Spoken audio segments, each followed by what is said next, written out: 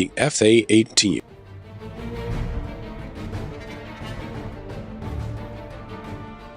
Combining the speed and agility of a fighter, a marvel of modern aircraft design.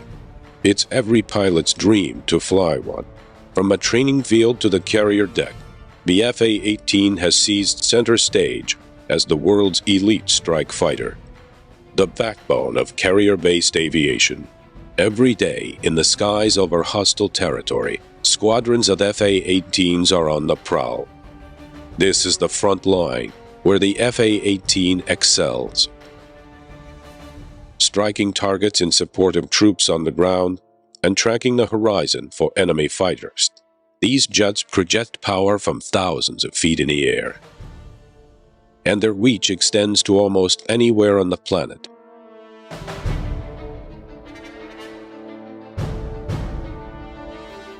For the F-18, home base is a floating runway churning the waters miles offshore. This is one of the United States' 12 aircraft carriers, a fully functional airport at sea. Even after striking targets and risking the threat of enemy fire, these F-18 pilots can't rest until they bring their aircraft safely to a stop on board.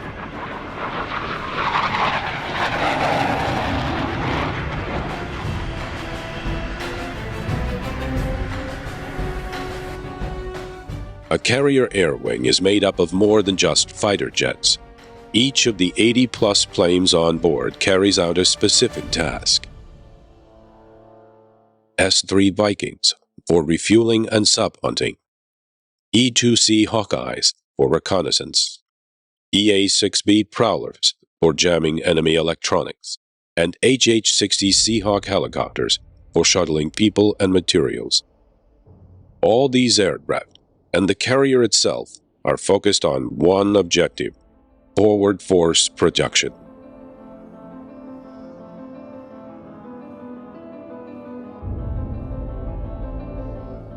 The F-18 Hornet is a $38 million high-tech machine. It's the smallest plane on the carrier, just 56 feet long and 15 feet tall, with a 40-foot wingspan. Its streamlined design is characterized by a long, narrow fuselage and side-by-side powerful twin engines. At 21,000 pounds, it weighs half as much as many other fighter jets, with an advanced composite airframe of aluminum, titanium, and steel. To fly one of these jets is to join the ranks of just over 1,000 active Navy and Marine Corps Hornet aviators. The journey to become a carrier-qualified F-18 pilot begins thousands of miles away from hostile territory, in the peaceful farmland of Central California. Naval Air Station Lemoore is the Navy's newest and largest master jet air station. The flat terrain and lack of neighbors makes Lemoore a perfect spot. Here, aviators who have passed their basic flight training learn how to fly the F-18. It's a mentally and physically challenging program. The newest class of trainees will undergo 300 hours of classwork and at least 300 hours more in simulators and training aircraft before they can even step into the cockpit of an F-18 jet. Lemoore's Flying Eagles of VFA-122 are among the best in the Navy when it comes to training elite aviators, preparing them for battle. To forge elite pilots out of raw aviators, trainers here push their students harder than most other squadrons. Since the delivery of the first F-18s in 1980, Lemoore has been known as the home of the Hornet. Nearly 365 days a year, from the early morning on, the skies over Lemoore echo with the deafening roar of F-18 jet fighters. The F-18 that these trainees hope to fly is a much more sophisticated machine than earlier Navy jets. During the 1960s and 70s, the Navy was launching two formidable workhorses from its aircraft. The F-4 Phantom was a reliable, fast, powerful fighter designed for air-to-air combat. The A-7 Corsair was a slower armored jet, a lethal night bomber that could deliver a 15,000-pound payload. Combined, the two planes flew hundreds of thousands of combat sorties, military operations all over the world. But by the mid-1970s, the F-4 and A-7 were aging and nearing the end of their useful lives.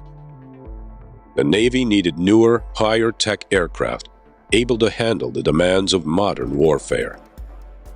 The Navy conceived of the A-18 in order to replace both the F-4 and A-7 in one combined strike fighter design and thereby free valuable space on its aircraft carriers. As a result, the A-18 is the first jet designated both S for fighter and A for attack. The deployment of a multi-role strike fighter had been a long-time goal for the Navy, and the A-18 has fulfilled that goal and more. While past planes like the F-4 could be configured as neither a bomber or a fighter for a single mission, the A-18 can fill both roles simultaneously. The A-18's multi-role capability has made it the mainstay of the carrier air wing. And like all Navy planes, it still has to meet the tough requirements of fleet aviation. On the deck of an aircraft carrier, F-18s undergo constant structural stress caused by the violence of landing. Landing an F-18 is the equivalent to bringing a loaded semi-trip from 150 miles per hour to a full stop in less than 3 seconds.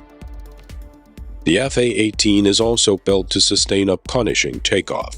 Powerful engines, General Electric's F-404s, are each capable of generating 18,000 pounds of thrust, an astounding 1/4 of the thrust of the rocket that sent the Mercury spacecraft into orbit. The F-18's twin engines have built-in redundancy.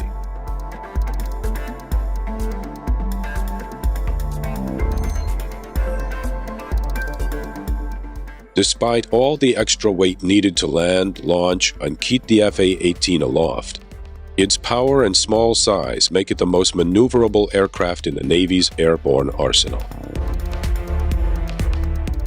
Racing at top speeds of Mach 1.8, leading-edge wing extensions and outward-canted tail fins stabilize airflow, while the wide range of motion in the ailerons, flaps, and tail planes give the Hornet unparalleled pitch and roll control. The F-18 is so maneuverable, it's the jet of choice for the Navy's Blue Angels Demonstration Squadron. These daring pilots have been flying the F-18 Hornet since 1986. The jet's speed and handling characteristics have allowed the team to add new maneuvers to their program. The F-18 can turn on a very tight radius and perform rapid rolls, all while also displaying the best slow-speed ability of any Navy jet. But the Hornet's maneuverability takes a physical toll on the pilot. Its high-speed turns can create over 7.5 Gs.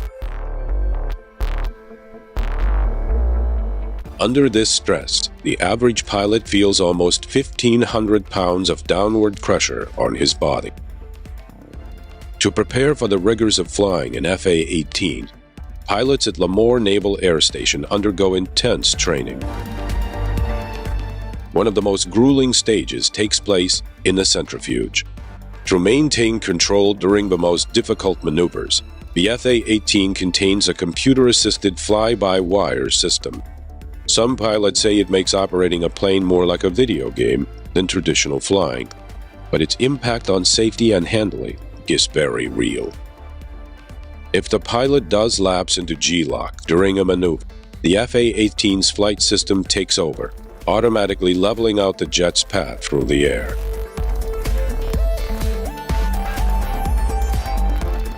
This highly advanced flight system is just one of the striking contrasts between the F-A-18 and other carrier-based fighters past and present. Perhaps the most legendary was the F-14 Tomcat. In speed, range, and sheer muscle, the F-14 is unmatched in naval aviation history. This fast, powerful jet was known as the king of the carrier deck.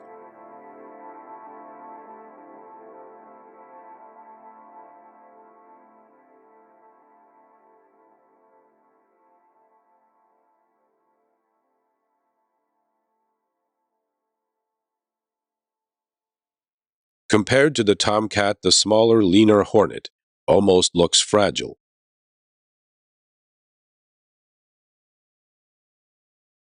Since its first deployment, this powerful jet has flown thousands of successful combat missions. One of the F-A-18's greatest strengths is its reliability. The F-A-18 contains 50% fewer parts than the F-14. And fewer parts means the plane is easier to maintain. One floor down from the flight deck is the hangar deck. This is where planes go when they are in need of work. Off the hangar deck, crews specialize in getting grounded planes back into action. The F-A-18 has proven even more dependable than the Navy hoped, especially when compared to the F-14 Tomcat. Tomcat maintenance squads must work almost 4 times as many hours to maintain their aging aircraft. When not undergoing repairs or routine maintenance checks, carrier-based F-A-18s are either in the air or parked, wing to wing, on the flight deck. With as many as 80 planes aboard, and several at a time taking off or landing, the flight deck can become dangerously busy.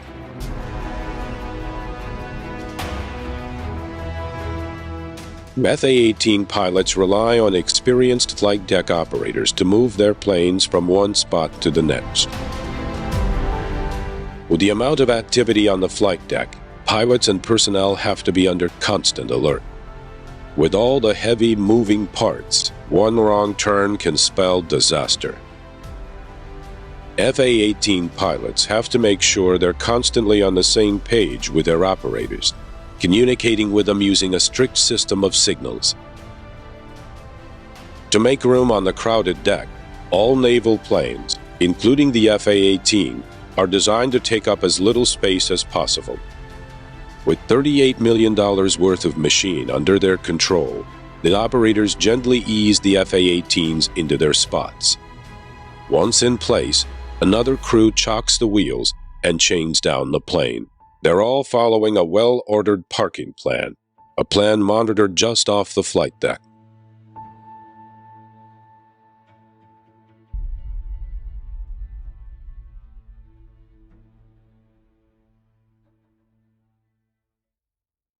The handler keeps track of the plane's position and uses a complicated set of push pins and buttons to update each plane's status.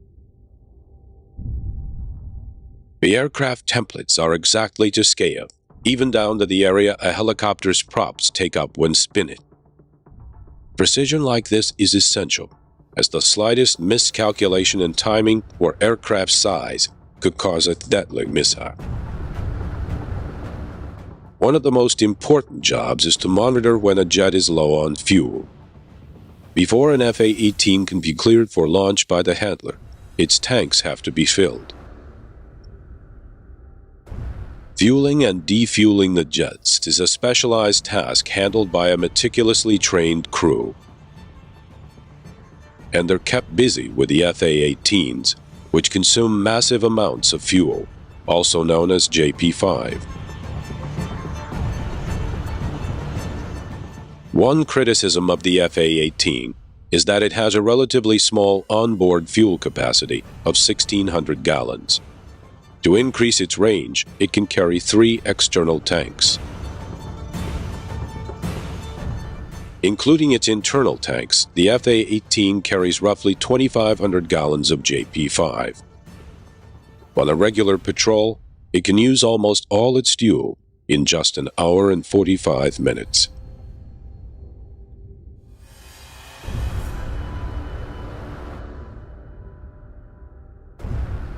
The blast from an F-A-18's afterburners is so hot, the protective jet blast diffractors on the flight net are made of reinforced concrete, as metal would simply melt.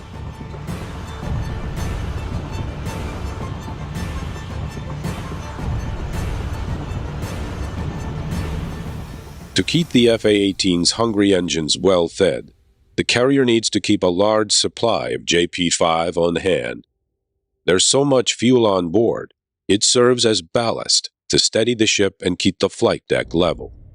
Over a 6-month period, a carrier's planes can burn through almost 12 million gallons.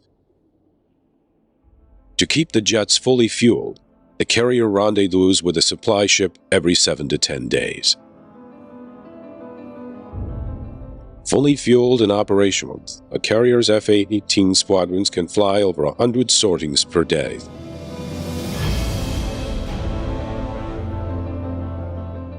On mission, or as pilots say, in country, the first order of business, or F-A-18s, is to defend against air-to-air targets. This is what's known as dogfighting, and it's an arena in which the F-A-18 has proven highly successful.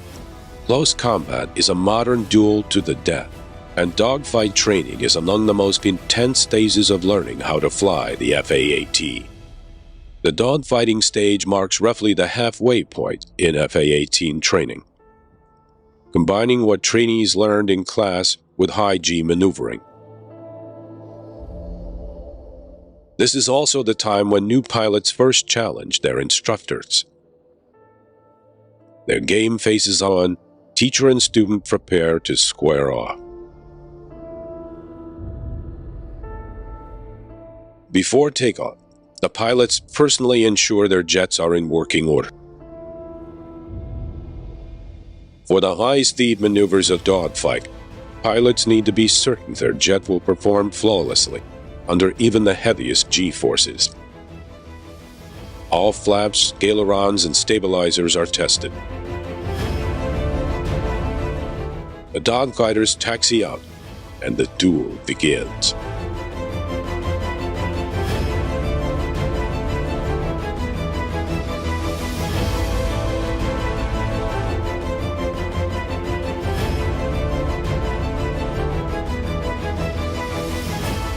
When they're on the offensive, pilots need to stay on the tail of their adversary and lock on target.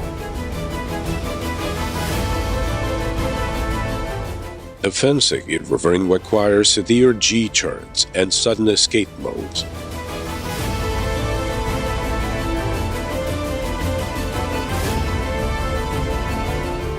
In the last exercise, the trainee proves his mettle, turning the tables and getting on his instructor's tail.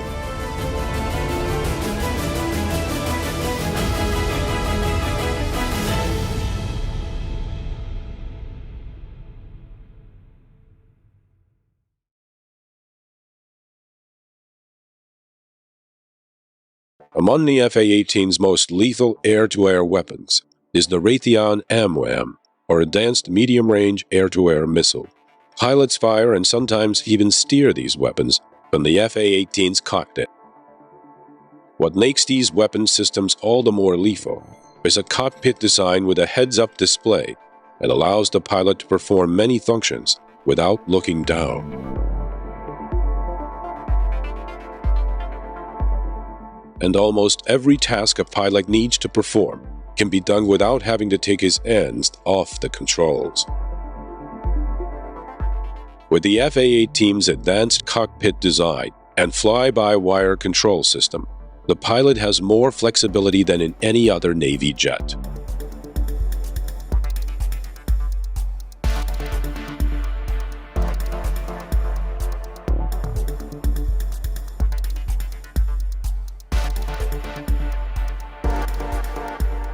To get this comfortable with their planes, future F-A-18 pilots spend over 50 hours in a flight simulator at NAS Lemoore. It recreates almost exactly the cockpit and flight characteristics of the F-A-18. This state-of-the-art equipment enables air crews to virtually fly every scenario.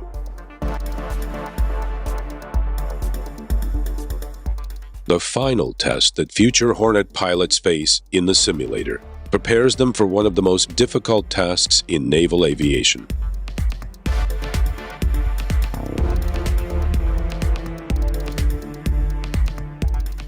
After simulated carrier landings, pilots got even closer to the real thing. This is Lemoire's landing signal area, complete with arresting cables, distance markers, and even the identical landing lights pilots use as a guide to touch down on the carrier successfully.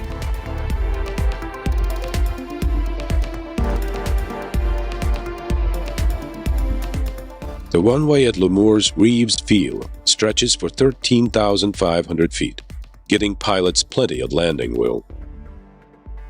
On a Nimitz-class carrier, the landing strip is just 500 feet long. To bring an F-18 to a complete stop, the pilot has to grab or trap one of 4 arresting cables.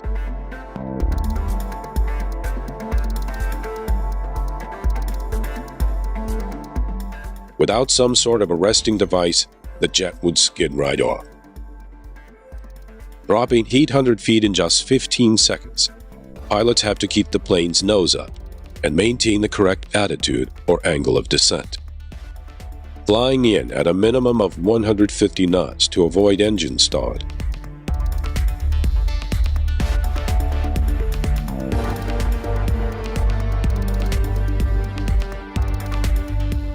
As soon as he touches down, the pilot revs his engine in case he slips the wire. If he misses, he takes off, circling around to try again. During the day, the pilot can at least see the deck.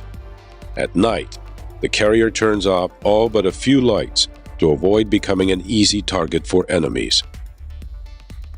Liquid vapor torches cast just small pools of light. The rest of the flight deck remains as dark as possible. From 3 miles away, the carrier looks like a pinprick of light. There's no way to tell which direction it's moving, and the fatigued pilot's eyes can easily play tricks on him. Pilots returning at night have often been aloft on missions as long as 6 hours. Day and night, F-18s and other planes are watched closely in the Air Traffic Control Center, a miniature version of what exists at any major airport. At the very top of the tower, the air boss directs the landings and takeoffs.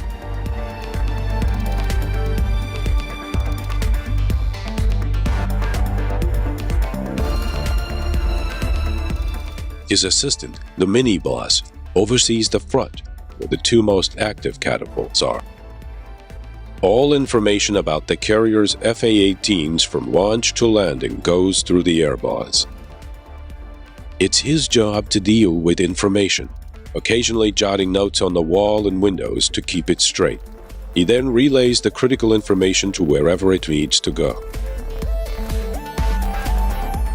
The air and mini-boss are both aviators. This way they know every procedure intimately and immediately understand the pilot's status. Even the captain of the carrier is an aviator, highlighting the role of the aircraft carrier as a floating airbase. The F-18's central role on the carrier is clear from the top of the tower to deep into its belly. This is one of the ship's 40-plus weapons magazines, where crews prepare the F-18's various weapons loads. This 1,000-pound ordnance is a dumb bomb, just one weapon in the F-18's arsenal. The F-18 can be configured to carry over 24 different bombs and missiles. Once the F-18's bombs are assembled, they ride a series of elevators to the flight deck.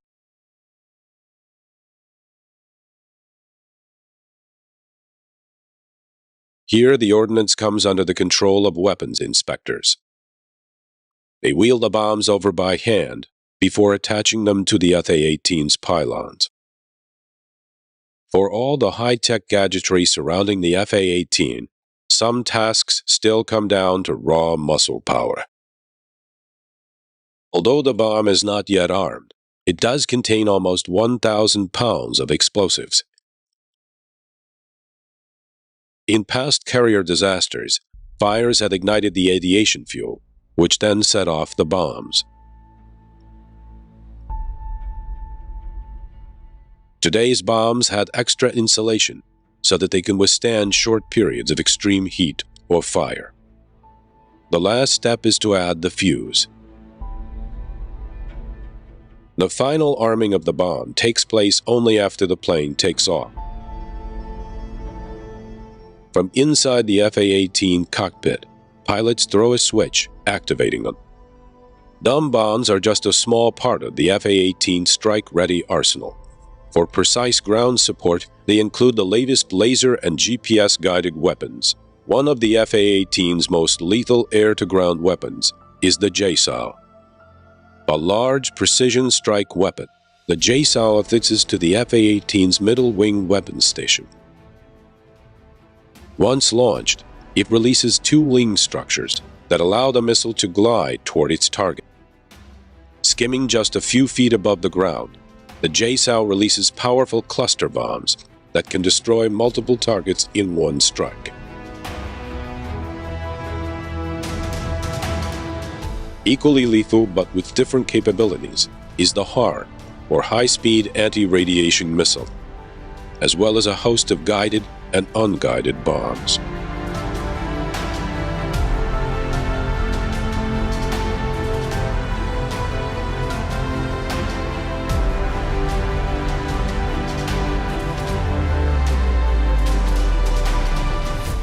Flying missions over remote testing areas, pilots take full control of the F-18's precision strike capabilities, pinpointing designated targets and releasing fully armed bombs.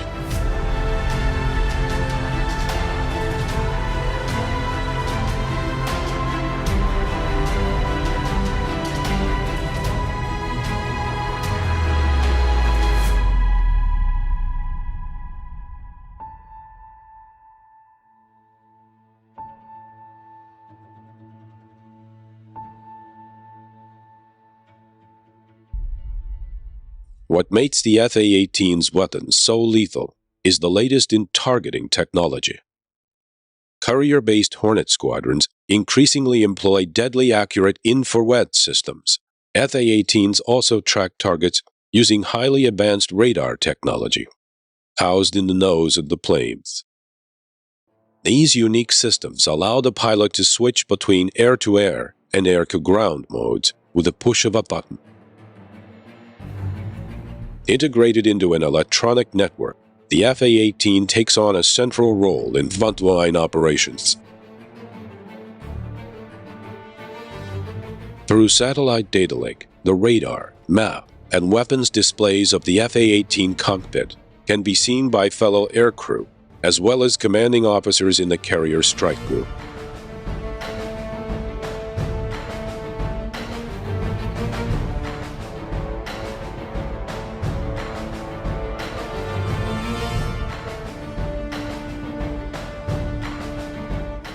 And with each updated model, the F-18 grows more sophisticated.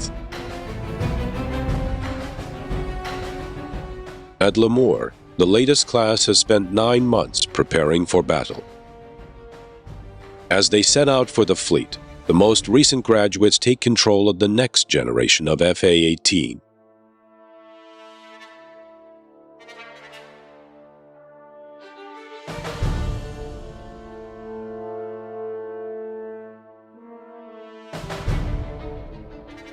The Super Hornet design is based on the original F-18, but it is an even more lethal machine.